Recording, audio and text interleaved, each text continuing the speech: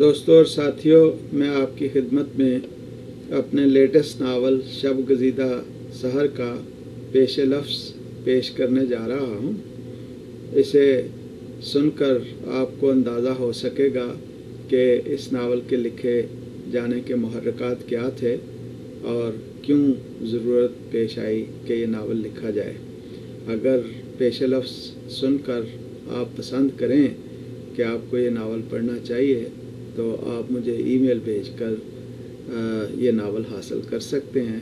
मैं पेश लफ्ज़ पढ़ने के बाद आपको अपना ईमेल पेश करूँगा।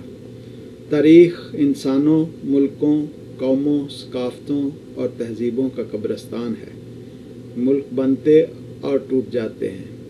ये अमल आगाज़ तारीख़ से जारी है और इख्तिताम तारीख़ तक यूँ ही जारी रहेगा। दुनिया के नक्शे पर कई मुल्क उभरे और डूब गए। आने वाले ज़मानों में इस नक्शे पर कई और मुल्क उभरेंगे और डूब जाएंगे।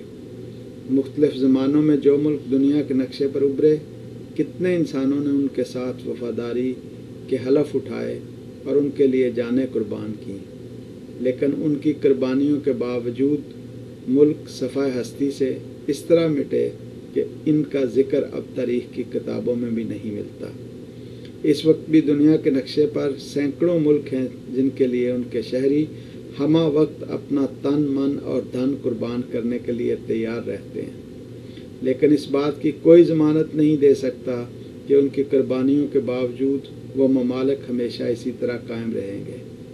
इस बात की भी कोई ज़मानत नहीं कि उनकी सलामती की ज़मानत देने वाले भी कायम रहेंगे या नहीं। 20वीं सदी में कई मुल्क दुनिया के नक्शे पर उभरे और इसी तरह बिखर गए। अब उनका तज़किरा भी कहीं नहीं होता। उनका ज़िक्र अब ना कोई निशान इबरत के तौर पर करता है, न निशान अज़मत के।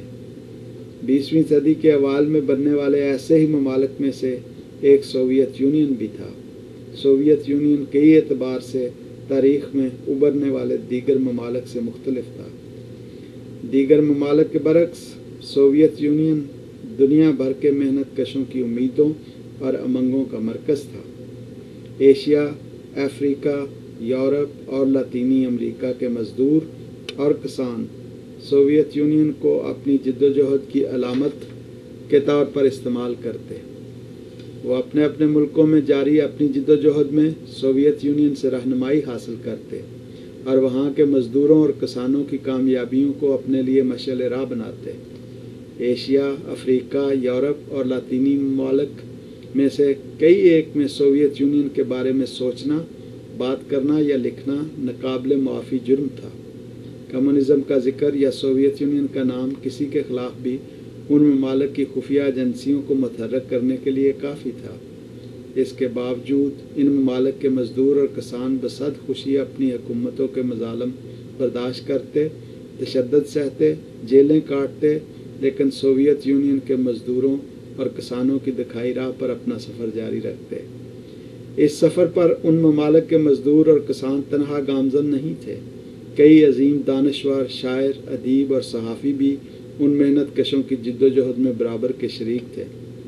पाकिस्तान में भी कई शायरों और अदीबों ने अपनी सारी ज़िंदगी मज़दूरों और किसानों की जिद्दोजहद में उनका साथ दिया। इस ज़िमन में फैज़ अहमद फैज़ और जालब के नाम ख़ास तौर पर काबिल ज़िक्र हैं। फैज़ अहमद फैज़ की खिदमात का एतराफ़ तो सोवियत यूनियन में भी किया गया।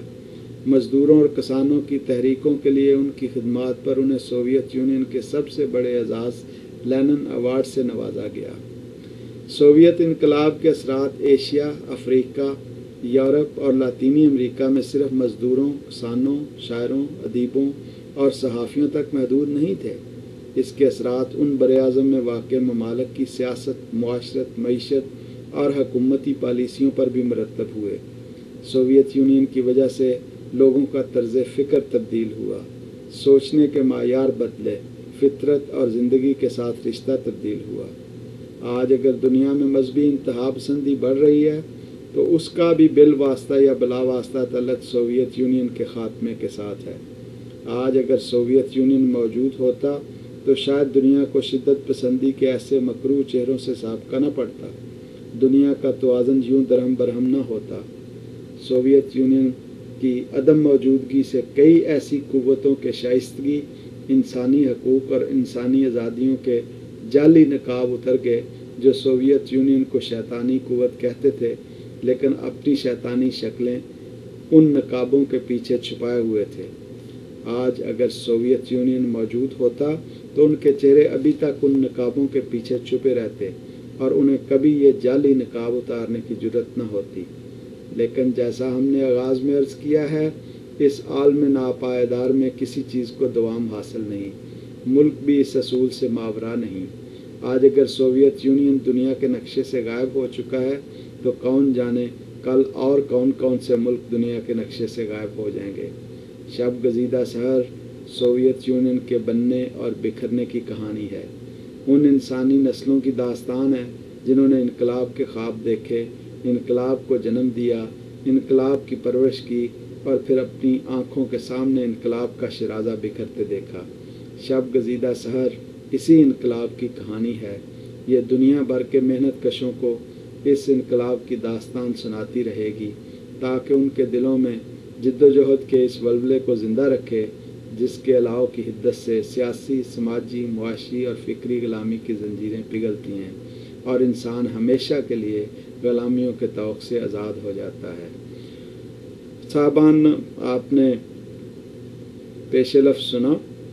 अब अगर आप पसंद करें ये नावल पढ़ना तो आप मुझे ईमेल भेज सकते हैं kashraf@ix.netcom.com।